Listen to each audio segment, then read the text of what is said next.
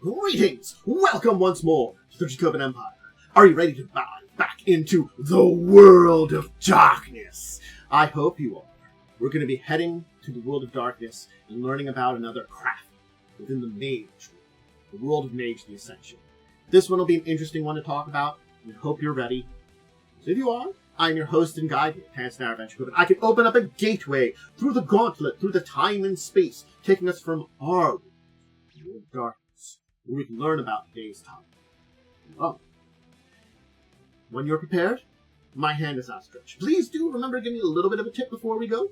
Like, subscribe, ring the bell, and if you're ready, let's go to the darkness. Wulong. An interesting group. One that is based out of China in many Chinese traditions, but one that also has split apart in modern days. But if we are to explore it, we must first start about a good number of sources, because there are a bunch of sources I can point out here that provide views of it. The crafts, the storyteller's companions, the dragons of the East, and of course, 20th century books here. And the Sorcerer's Crusade companion also on. This large group of books all do present Wulong and build upon with 20th anniversary Mage being the latest version of it, putting them into the disparate lines, telling you how they split apart, explaining it. Now, I am going to preface this video. Enter preference of video, and we're going to talk about this beforehand, because there's important things to talk about that I think I haven't been talking as much about in these videos, and I want to preface us on these. I'll probably do an individual video on this as its own thing, but from now on, gonna give a preference. We're gonna talk about things, these are presenting stuff that doesn't always reflect perfectly to the cultures of these areas. Remember, these are subcultures that are built upon old rituals and stuff like that. They may be amalgamations of multiple groups. This doesn't necessarily mean they're displayed in the best light or built in the best way. Keep that in mind. Things like the M20 version of the Wulong have improved upon the past versions of it and fixed some of the issues of it, but even Onyx Path, who were developing that, could only go so far within the permissions of White Wolf. White Wolf didn't want to bend the lore too much. There was points in time which you really wanted to bend it to. It's that fine line between bending lore and adapting things to a more modern sensibility that you understand, in between something that was built in the late 90s, early 2000s, versus, let's say, mid-2010s to now, 2020s. So always keep that in mind. When adapting things, keep it with a grain of salt. Use what you will. I'm just presenting what is in the lore. How you adapt it, how you use it, and if you want to use it, is completely up to you. There's my little preface at the beginning here. I wanted you all to keep that in mind. I want to talk about that. It is an important thing to talk about when I talk about things that could be insulting to cultures, incidentally, just not presenting things the best way, or, some of the deeper topics that we sometimes do hit upon in this. Wulong doesn't really get into that as much as some of the other groups, but because it does, have some things that probably would have been better adapted if Onyx Path was given a little more rights. You have to remember, when big things happen, you either fall and are destroyed, or you adapt. Sometimes you can persevere, but that doesn't always be the case. Most of the time it's you adapt, or you die. Let's talk about the Wu. So who are they? They are masters of the Chininta of China, which I'm probably butchering that a little bit. It's basically magic within it. And they think of themselves as the heirs of the Yellow Emperor. The masters of alchemy, the celestial bureaucracy, and fighting techniques known as the Kui Lang Chan. They are powerless to stop what's happened in China. The technocratic paradigm, communism, these things that have altered the course of China in the last 100 years have hit them hard. They are traditionalists in many ways. So now modern Wulong has split into three. A large number of them joined with their old enemies, the Ascetic Brotherhood. Some of them joined with the Order of Hermes. And a small fraction of them that did not flee have now joined with the Disparate Alliance, a new faction. meaning that the original group that was Wulong, what was left of it, has even divided even farther into 3 sections. So keep that in mind when we're talking about it. This is a group that has suffered, been destroyed partially, been reduced in numbers in the first place, and now they're fractured. Let's talk about their party a little bit here. They see themselves as speakers of humanity, that they are interceding on the gods in their behalf. They're sages. They communicate with their own revered ancestors, and they guide them on a path of righteousness. And they live according to the tenets of Li, righteousness. And basically, they look towards what in Western cultures would call Ascension, a version. Their magical style is realistic and bureaucratic. Keep that in mind. The cosmos works in a certain way. Every form of magic is done in that practiced way. Tradition is a way of life. This is one of the reasons that perhaps they are very difficult to break in old traditions, because it is so ingrained in their beginning. So, yeah. They believe in a mystical trinity: the tiger, the dragon, and the phoenix. The tiger, dynamism; dragon, entropy; and the phoenix, stasis. These will be important to talk about later on. Let's dive into their history.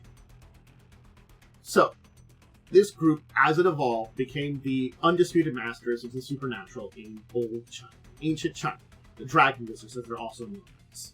And they had dominance in a lot of the eastern half of China that has now, of course, gone away. It's been destroyed. It's been dismantled. Communism came in and kind of crushed it down.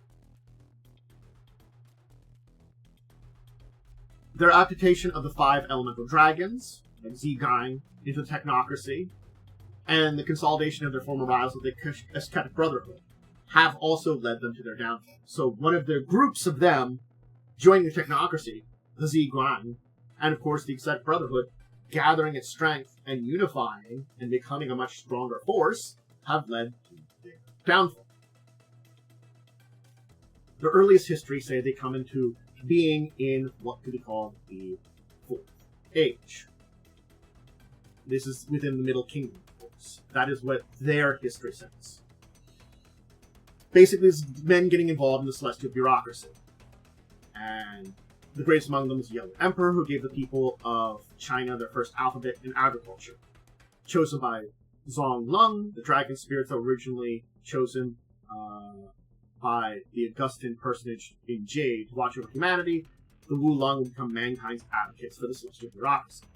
So this is their kind of origin.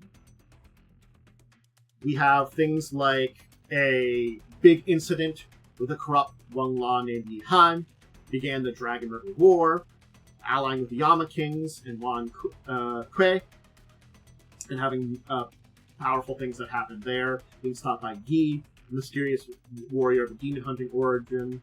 So this would later give birth to this entire incident to the Dao Laishi, the 5 elemental dragons east, which will be an important thing because the Dao Laishi joined the technocracy initially. But this entire war, this entire thing, gave birth to them. They split into various cabals during the era of the warring states, but continued to practice their craft and finding a way to end chaos. Eventually, that would be.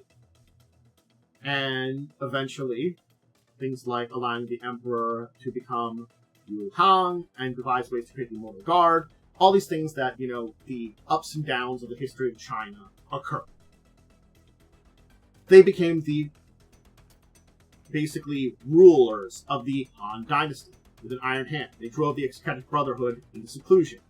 The Dao Laishi became their vassals for an exchange with the practitioners of Ars. I'm going to butcher this one here, thank you. Precalaris in Rome. And in 618 CE, they basically attacked the Shaolin Monastery, the capital of the Ascetic moment, and the Ascetics lost and were scattered. This is where we get some of the Ascetic Brotherhood heading to Japan, to Mongolia. This was the basically downfall of the Ascetic Brotherhood until they found it in more recent days. Go check out my video on them, how they kind of come back together. But you can see there was beginning to be connections with the West, too. it was going to be important. Remember, Dao Lo Laoshi eventually joined the democracy. The Tang Dynasty falls. It was peace, and amongst the magicians of Asia, there was strength within the Wulong. The weak emperors provided little opportunities to harass the enemies. Mongols conquered China, and there was those among the Wulong that basically got some help from the Convention of the Ivory Towers, the group that would give birth to the Order of Reason. They became allies with it. The ascetics basically were seemingly connected with the Mongols, basically ended up joining the Grand Convocation, which the Wulong basically shunned because it was different than making allies with the Westerns and getting help from them in an exchange, which was different than basically they saw what the ascetics were doing as converting to Western ways by joining this Grand Convocation. Wulong still saw themselves as independent, but basically friends to the Order of Reason, to the Convention of the Ivory Tower. It was different. It was something else. We get into the Renaissance, we head towards the modern age. The Grand Convention Convocation is seen by the Wulong as upstarting peasants and heretics in the West. They had good relations with the artificers, and they had some good control over the Empire of China. They didn't need a union. They didn't need foreign barbarians. They had good relations with the Order of Reason, a lot in bureaucracy, but they were complacent. They didn't see the traditions, they didn't see the Order of Reason as threats. They continued to rule China. And then the Victorian Age.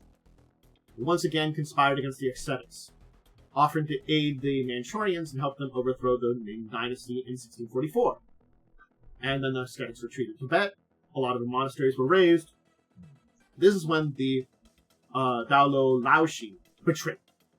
They were feeding misinformation from the West in aid of the Technocratic Union and the colonization, and established beachheads for further exploration. Paradox kept in, and the dragon wizards were kept by surprise by this, and became easy prey to the West. Japan invaded eventually in the 1930s, and this was the end of Wulong's power. It collapsed overnight. They invaded Japan, the rise of communism, basically some of their own members betraying them to the Technocratic Union, the rise and reinvention of their ancient enemies. So today, the more modern, communism is their greatest threat, as their belief in tradition and guidance of their ancestors didn't fit with the new system. The social revolution completely overturned the paradigm that they had been cultivating for 4,000 years, and the changes were something they couldn't resist. Many fled to Hong Kong and Taiwan, with most of them, others dispersed into various places across the globe. Many places where there were people of Chinese descent, many Chinatowns and places like that. The Avatar Storm then occurred, and basically severed their contact between the Wulong and the celestial bureaucracy. The old ways they had becoming nearly impossible to follow now.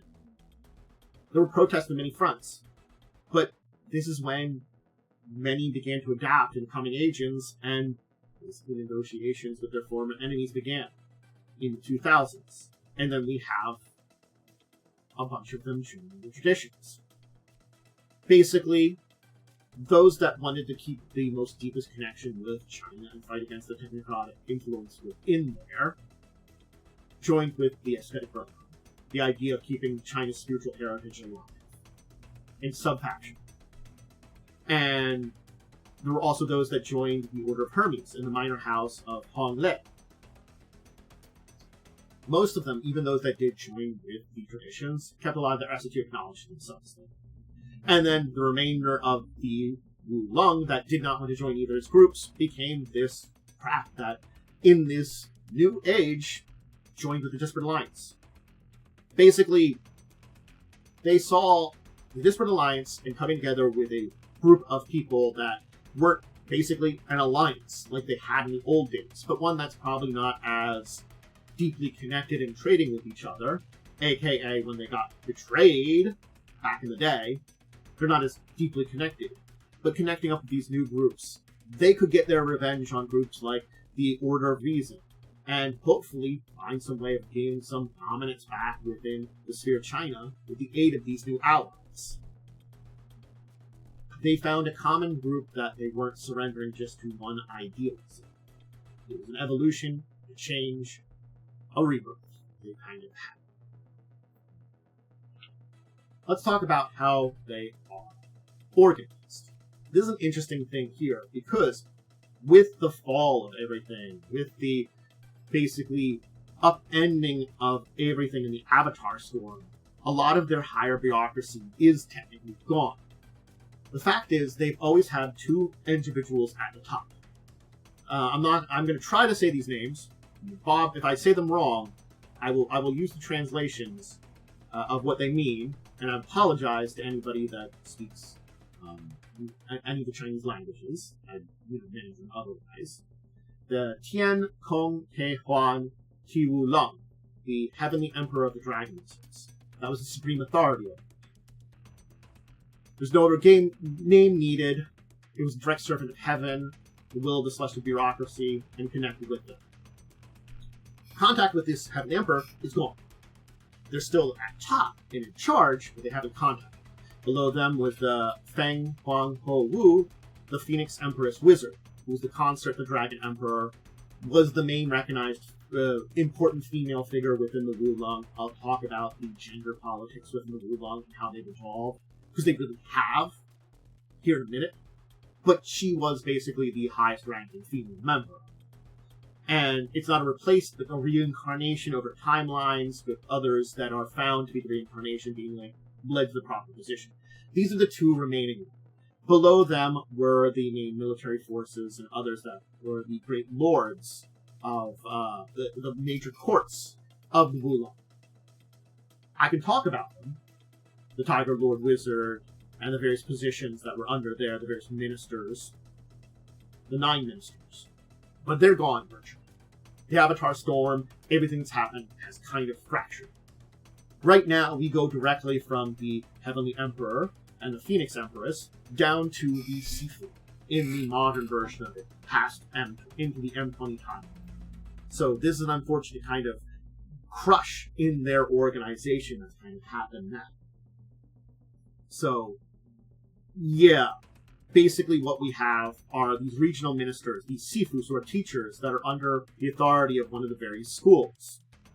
And they educate adepts and senior students and look for new initiates. So, it is a fractious point in half, but these were basically the, if you're talking bureaucratic, there is a level missing, but these were important individuals within their original group. So, it's not as though the order has been completely shattered in M20. It's just there's an entire level that has gone missing. It doesn't exist anymore, as if the way that their old ranks are. And they have special exams that go in through here. Now, we do have to talk about some different changes that have happened within their structure, because they've had to. They've weakened. They've, had a lot of things. They were these rightful heirs. They had maintained a almost exclusively male and exclusively Chinese membership. This was the old way of doing things. But today, they can't be so picky. Certainly speaking, I can't talk about how their subgroups work now with the Ascetic Brotherhood, or those that gain with the Order of Hermits. They might keep some of this traditional kowtowing too.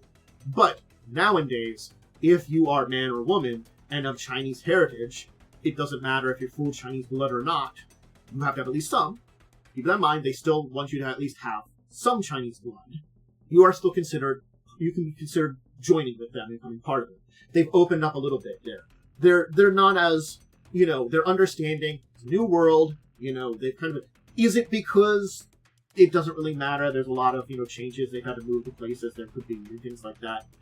But, yeah, the idea that non-Chinese blood is terrible and would not lead to a, proper member of the Wulong is kind of gone.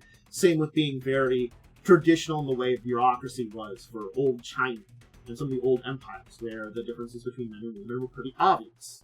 We'll look up in history for some of these places with the domination or the very male-associated societies in some of these eras in Chinese history, where that was kind of deep within them. These are things that are slowly going away because it needs to, not because they want it to. So, yeah. But they do now see that these people with the blood, they still are very arrogant about it. You are still the privilege of being a descendant of one of the greatest cultures on Earth in their eyes. Those of China's magnificence will perish in China's rebirth. Sure, maybe you're not as perfect as we were in the old days. But guess what? You can get goddamn close and help us bring it back. The greatness of it all.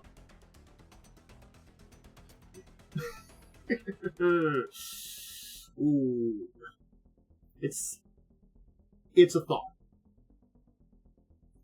So if you were going to join one of them, basically, they utilize divination and communication with ancestors and spirits to find potential new recruits in the cusp of awakening. The Sifu then contacts these initiates through visions and dreams, trying to trigger an awakening. Basically, they also are looking for people that have affinity for international business and finances. That seems valuable because, again, they have to position themselves in bureaucracy. They're bureaucrats, through and through. If you've not been raised within traditions or the values of pre-communist China culture, they basically educate you in a lot of those things, test and train you. And if you progress well enough, you're basically welcomed into as a senior student of the Wulong. Takes a bit, but it can be done. Let's talk about the schools. The three subgroups, the factions within Wulong. And this is important here too, because these factions do exist, but again, it's one of those things is we can see that they've probably evolved.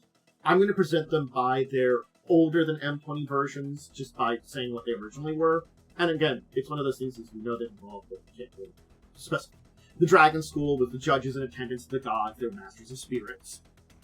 Service of the Dragon School is a great privilege, and its members take duty to judge creation seriously, usually applying forces to make things run smoothly. They have the most grudge against the technocracy, basically because they lost all their holds in Asia because of that. The Tiger School is more practically oriented mages, focusing on finding the Tao in righteous activities, focusing on forces, mastering martial arts, and basically generate bravery that serves heaven. They're very similar to the Doe of the ascetics. So the Tiger School is kind of more warriors. Dragon School is your definite bureaucrats. Then the original female place in the old Wulong was the Phoenix School.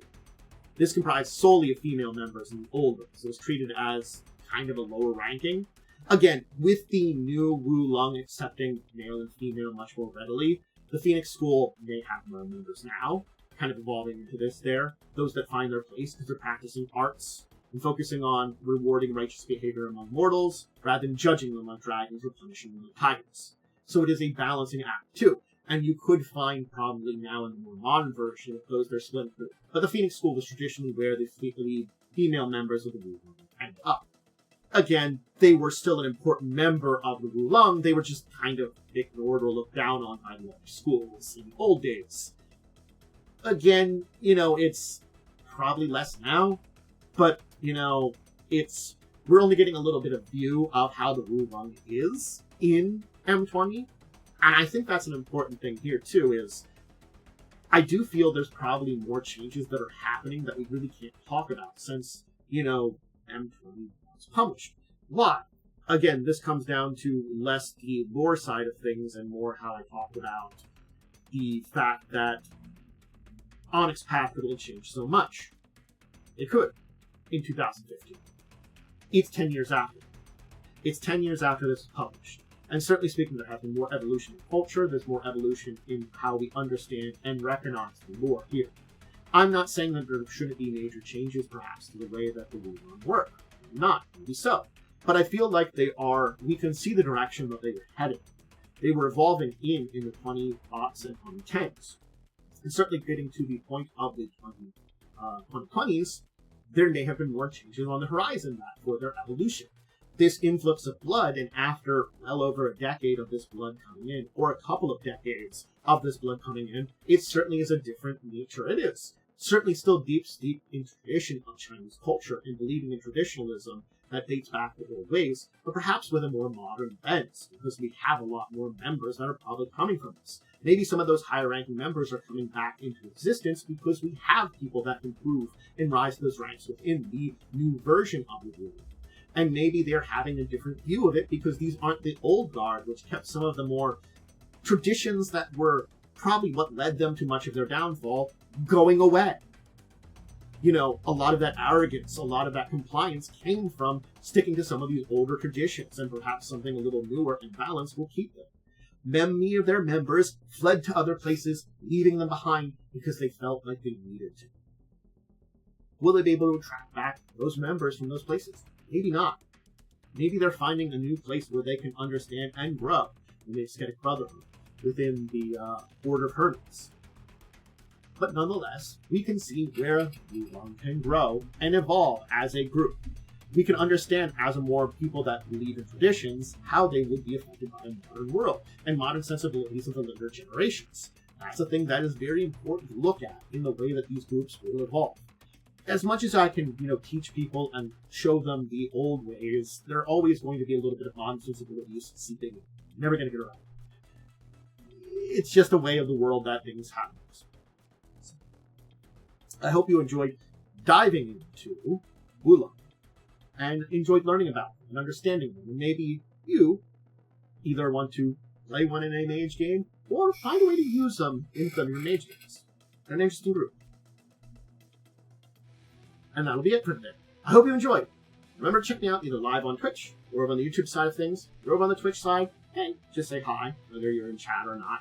And, you can always check me out most days of the week. The big tabletop stuff's usually on Wednesdays and Thursdays, with a live play of TTRPGs currently on Wednesdays at 8 for all of that as well, my Pathfinder 2nd edition game. And, of course, on Saturdays, discussing tabletop at 6 in the evening. We talk about news of the week and do discussion items. All tabletop stuff ends up on YouTube. So if you're on YouTube, that's fine there. Just make sure you give me that support stuff there. Like, subscribe, ring the bell, all those things. The subscription always helps a lot. And of course, let me know in the comments what you think about this. And what do you think about how the evolution of some of these cultures? Do you think that the Wulong does a decent job of looking at old Chinese culture? I mean, like, very old traditional Chinese culture and being a version of it. Where do you think it could be improved and looked upon by a thing of, like, more knowledge? I can't say for sure how knowledgeable the people that do writing were and how much they things right or wrong with some of these old cultures that they're basically saying, like, these evolved into spellcasters. Mages. It's an interesting question. And how maybe you would affect it for more modern sensibilities for the cultures that it's looking to mimic. An interesting question. Do check out my social medias, and of course, until the next time, you can join me diving into the world of darkness for someone else. I bid all of you out there a deep and wonderful farewell.